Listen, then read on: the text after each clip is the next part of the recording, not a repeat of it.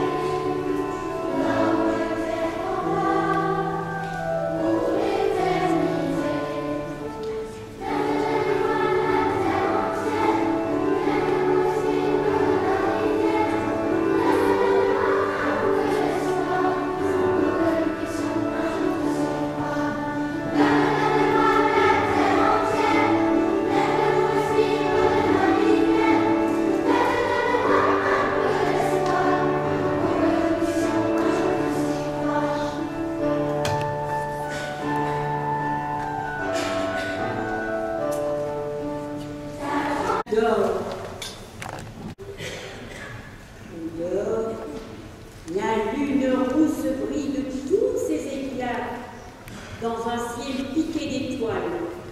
On se croirait en plein jour. La fillette décide de fuir. Elle enfile son grand manteau.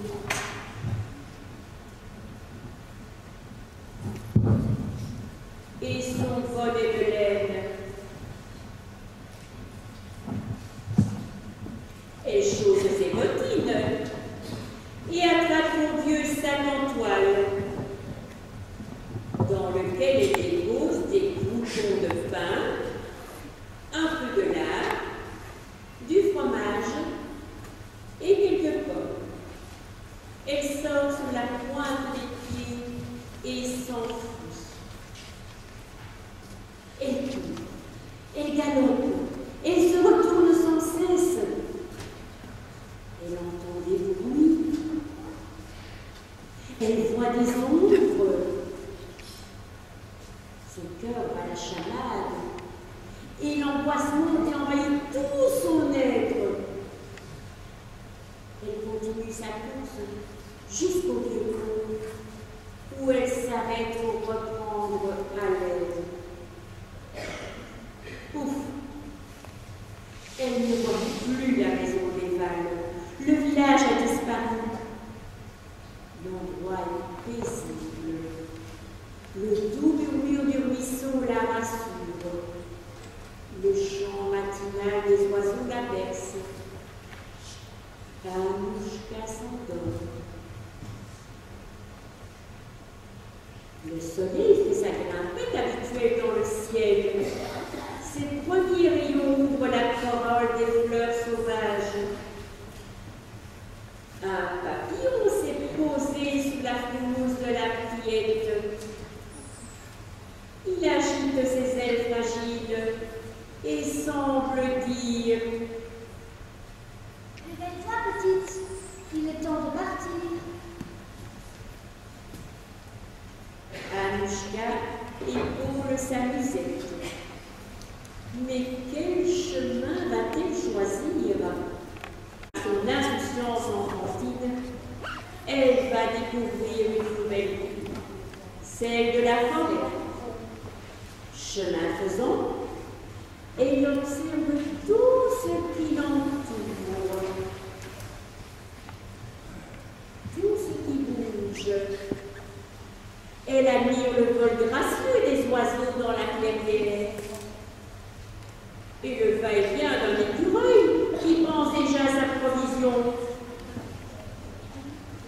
Le gros hérisson qui, surpris par l'inhabituel, gonfle son dos de piquant. Le papillon zèle de soie qui butine de fleur en fleur.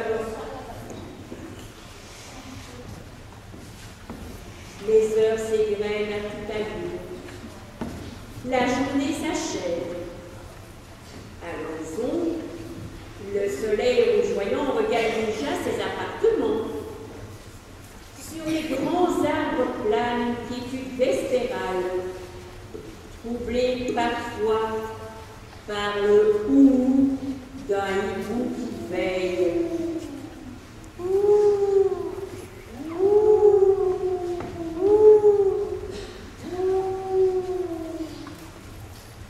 Sous un vieux chêne, à la ramure majestueuse, Anouchka déplie son manteau et s'y roule. Elle s'endort sous la voûte étoilée et en une seule lanterne, Madame la Lune.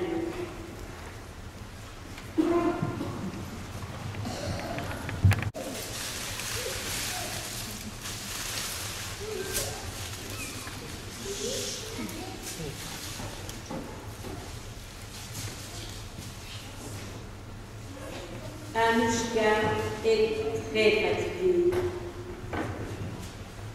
Ses petits pieds endoloris la font souffrir. La fillette affaiblie ralentit sa marche. Épuisée, elle s'assied sur une souche. Va-t-elle arriver à l'est? Elle sent la peine l'envahir. Et de grosses larmes roulent sur ses joues à peine colorées. Tout à coup, un craquement de branches attire son attention. Oh! Un chien égaré! Lui aussi, effrayé par les bruits de la guerre, se faufile et recherche une présence. Craintif, il s'avance doucement. Le regard d'Anouchka s'illumine. Viens, approche. Tu seras mon compagnon de route. À deux, nous irons au bout du monde. À l'est, je t'appellerai Spirou. L'animal semble comprendre le message. Il ne quitte plus la fillette d'une semaine. Les mois passent. Les premiers humains frappent à la porte. Le givre accroche ses dentelles aux arbres et perle finement les toiles d'araignée. tout est immaculé. C'est magique. Malgré le froid, Anouchka s'arrête et s'émerveille devant la beauté de cette nature endormie. Un personnage à la barbe blanche, tout de rouge vêtu, traîne une hotte et distribue des friandises.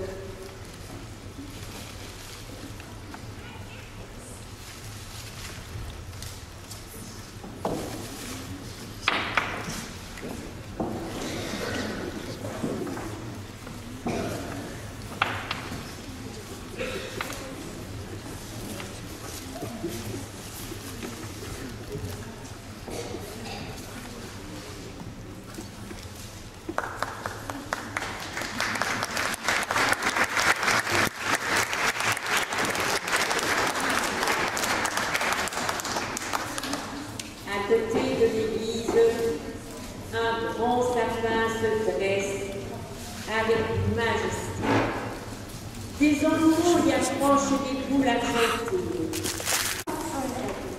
En nuit, et inviteront les fidèles à la messe pour rappeler le Sauveur.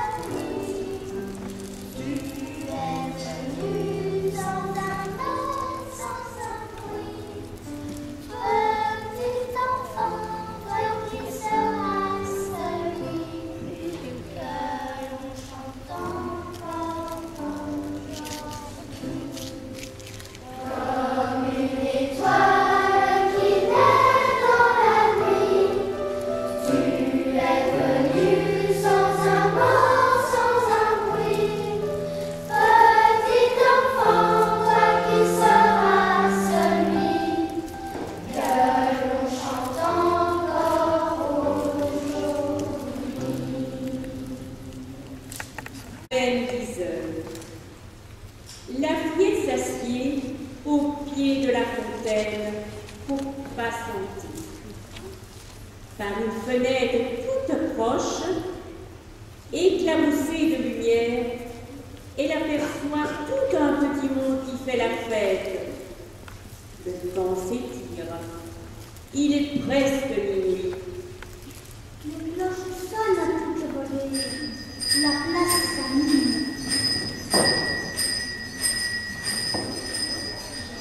Les familles se pressent, s'engouffrent dans le porche et prennent place autour de la crèche.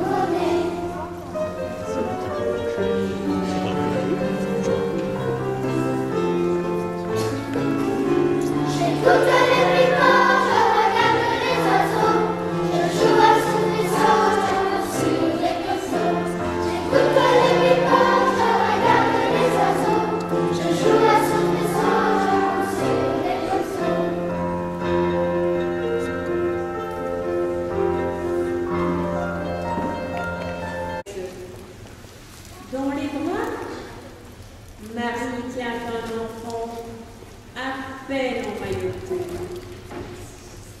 Son père Joseph lui sourit. Guidé par une étoile, les humbles bergers s'agenouillent en signe de respect.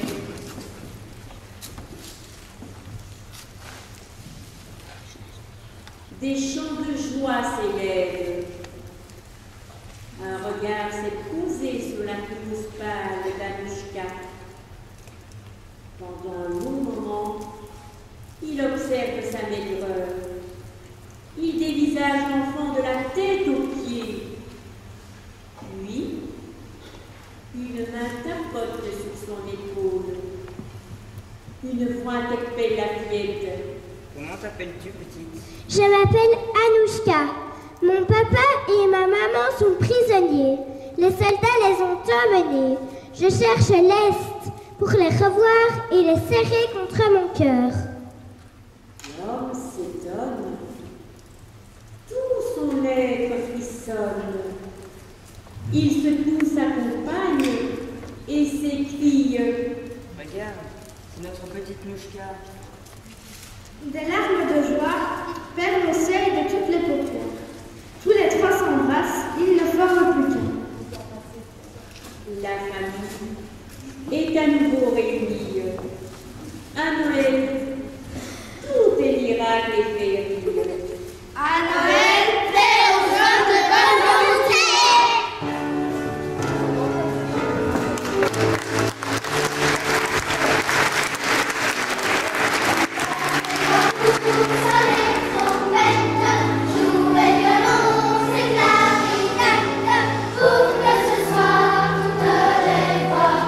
Chante